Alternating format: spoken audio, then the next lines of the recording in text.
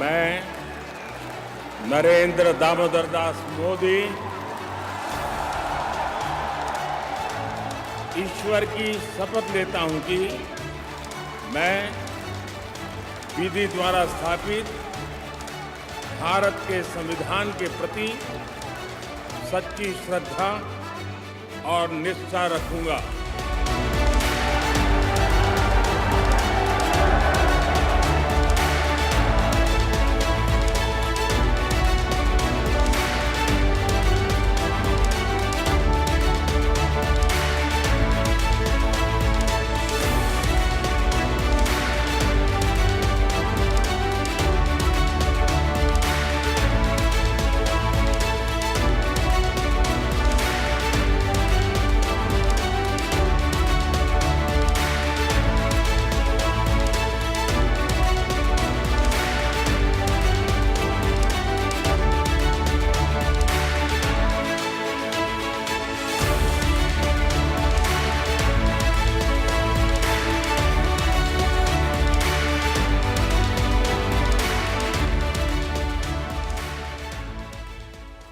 A marathon, 7 weeks of election, more than 640 million casted their votes, hailed as the world record by the election authorities, contesting for 543 seats in Lok Sabha, the lower house of the Indian Parliament. And the results are out, and the new government has been formed. Why should we focus on this now? Narendra Modi's Bharatiya Janata Party BJP won more seats in the recent Indian election, securing 240 seats, but fell short to pass 272 parliamentary majority mark. It is important to note, in 2019, BJP secured 303 seats, and in 2014, whereas they had 282 seats by itself with a clear majority. So this time around, they have lost 63 seats compared to last time. 63 seats. Narendra Modi has lost his outright majority in the 2024 Indian election, now forced to rely on the coalition partners to return to power. And he has. How stable is that? Is the question. For the first time in his political career, he has to play the coalition game until the end. But one could argue, but he won. What's the big deal? Yes, he did. He has won a third consecutive term. But the results are a personal blow to Mr. Modi, who has always secured majorities in elections as both Chief Minister for Gujarat and as an Indian Prime Minister. Dominated the country's politics for a decade. Lately, Modi has been building a Central Asian dictatorship, crushing, decade-eroding civil liberties, minority rights, undermining democratic institutions, and building a cult of personality, experts say. Coalition government comes with the challenge. Do they? Narendra Modi, for the first time, has been presented with a challenge with his coalition partners. BJP-led National Democratic Alliance, NDA, is made up of smaller parties. Based on this year's election results, it appears that they are using their newly found power within the coalition and asked and demanded influential cabinet seats and parliamentary posts. With a lot of hesitation, there's some that has been spread. But still, there's a lot of former ministers have come to power in their designated areas which they were holding for the 2 terms or as a third term. So, with over 3 dozen parties, they gathered another 53 seats for the total of 293 to form the parliament on Sunday. So one can question the stability of the coalition government. But most of the coalition partners are small, insignificant parties. That might need BJP more than the other way around, some say. So, what has led to the decline in the seats for BJP? The seats have declined significantly. The rising joblessness, rising prices, growing inequality, controversial army recruitment reform, the harsh and divisive campaign, particularly targeting Muslims, has been the center of the campaign and could have alienated voters in some regions. So what is the status on the Congress party? Surprising revival for the Congress party-led India, the Indian National Developmental Inclusive Alliance, the opposition alliance defying earlier prediction of its decline and sharply diverging from both exit polls and pre-election surveys. Congress party faced turmoil when one of its key leaders, Nitish Kumar, exited, only later joining BJP. At the moment, Alliance has won just over 230 seats, which failed to form the government, but going to give a good contest for the government. In the meantime, the number of Congress votes were initially 99, but it has gone up by a couple, I guess, due to some independent MPs joining Congress as the results were out. So going into the election, the opposition seemed a complete disarray. You know, they are made out of 24 disparate regional parties, appear to be on the verge of exploding. Expert question whether they are fit to challenge Mr. Modi, who looked unstoppable at the time. Remember Brand Modi? But did you know, as the election neared, the opposition faced an uphill battle. Parties and leaders were targeted by the current government, and 2 of the chief ministers were jailed. Bank accounts belonging to Congress were frozen by the income tax authorities. Remember I said there were expert opinion on, was Mr. Modi building an Asian dictatorship kind of a model in India? Well, Congress said yes. The credit for the opposition's performance mainly should go to Mr. Gandhi, the much criticized member of the Nehru-Gandhi dynasty. His great-grandfather, Jawaharlal Nehru, was the first and the longest-serving Prime Minister of India, followed by his grandmother and father, who served as PMs, Prime Ministers. He is the 5th-generation dynast who came with a lot of historical baggage. The mainstream media, in India was very hostile towards him, and social media didn't take him seriously at all. He was targeted and projected as a non-serious politician who is always on holidays. He overcame the odds, and in the recent years has worked hard to change the impression of himself and his party.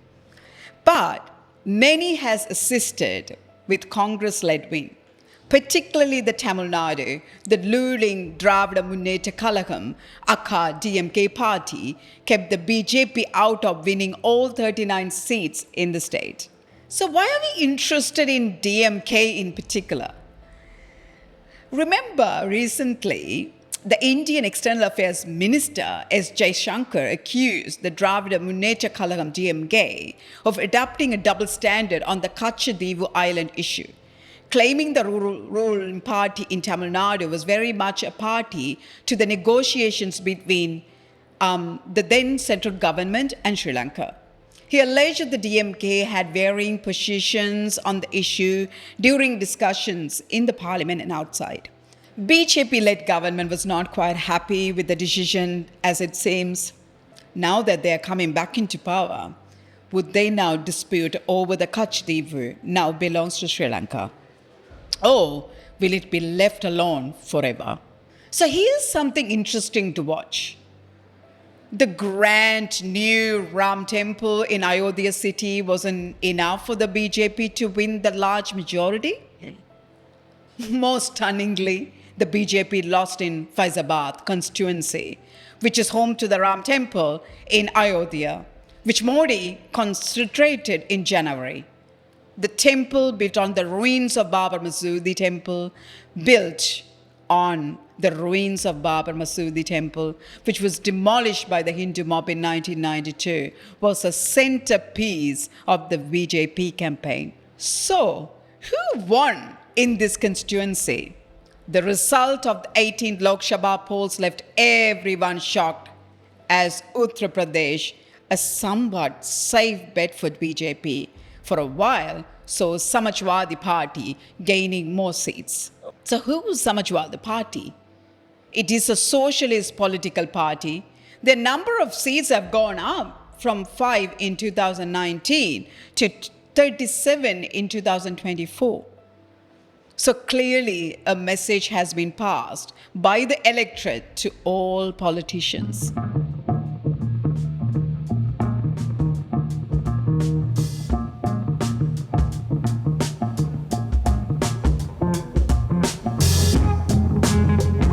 BJP's connection with the youth is at a questionable place.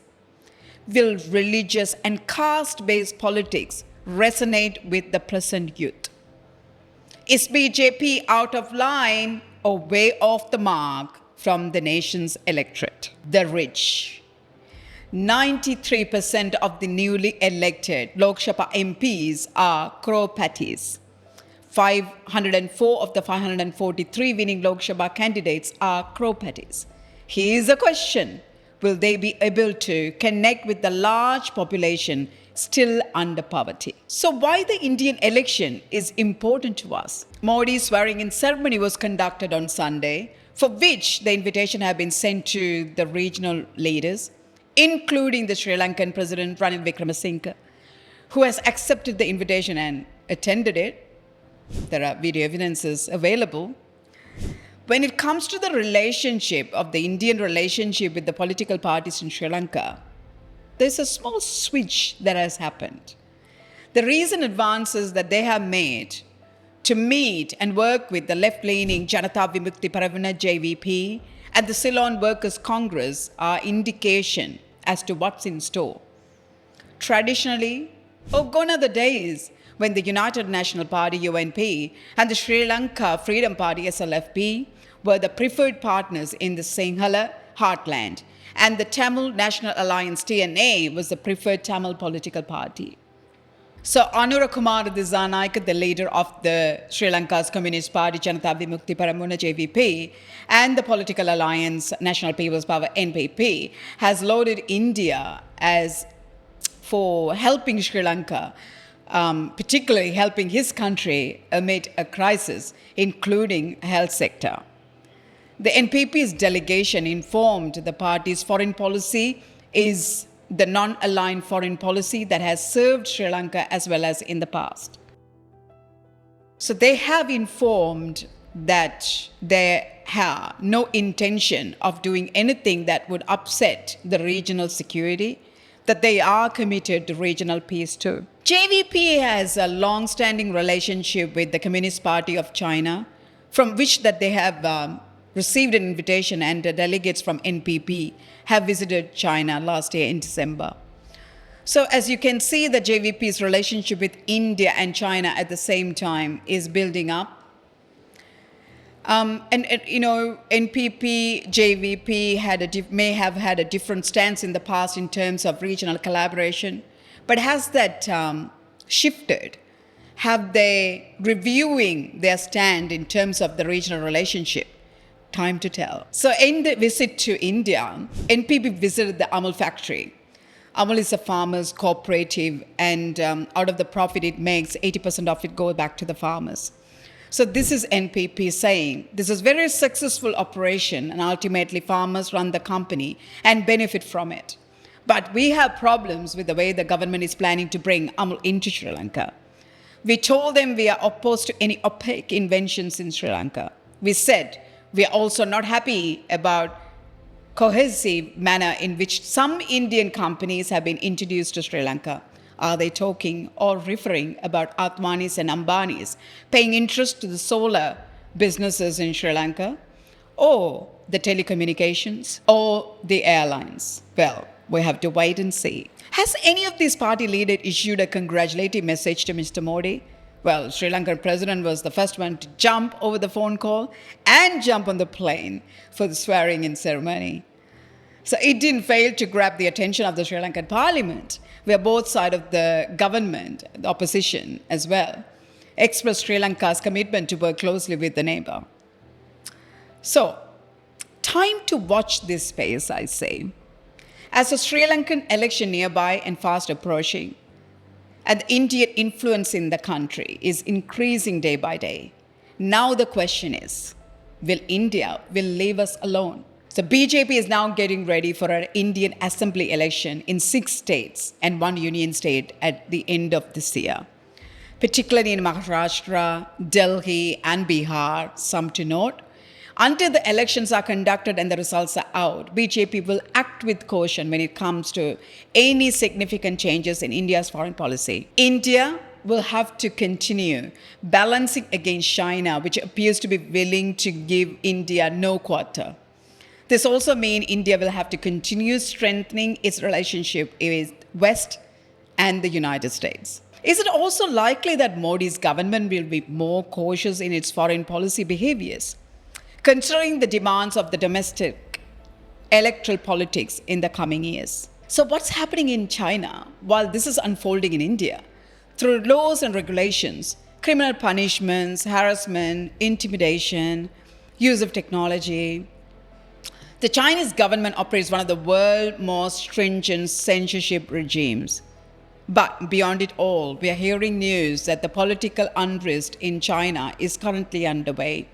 Workers are fighting for their rights, increasing housing concerns, and many more are bubbling in China. So given all of the above, will there be a huge focus on Sri Lanka as we gear up for our elections? On the other hand, in Sri Lanka, whichever the party is to lead and whatever the coalition to form, would India's presence be felt? I will leave that thought with you and see you on another episode of Goodness. Thank you.